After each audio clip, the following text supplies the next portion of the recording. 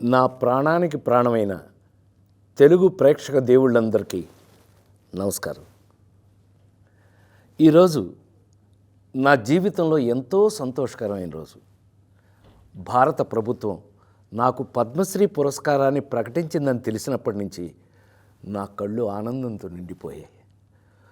ఒక నటుడిని గుర్తించి ఇంతటి గొప్ప గౌరవాన్ని అందించిన భారత ప్రభుత్వానికి నా శిరస్సు వంచి నమస్కరిస్తున్నాను.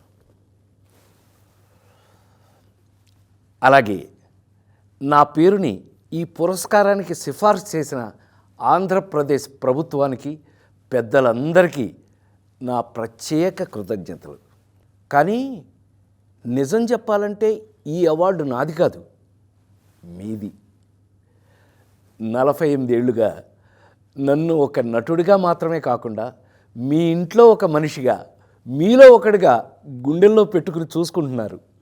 నేను నవ్వించినా ఏడిపించినా మా రాజేంద్ర ప్రసాద్ అని మీరు చూపించిన ఆప్యాయత నాకు దక్కిన నిజమైన అదృష్టం.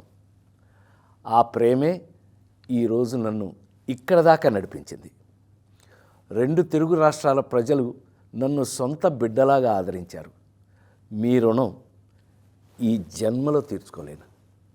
నాతో పాటు ఈ ఏడాది పద్మ పురస్కారాలు అందుకుంటున్న దేశంలోని మహానుభావులందరికీ నా శుభాకాంక్షలు తెలియజేస్తున్నాను. మీ ఆశీస్సులు ఎప్పుడూ నా మీద ఇలాగే ఉండాలి. బ్రతికున్నంత వరకు సర్వదా మీ రాజేంద్ర ప్రసాద్.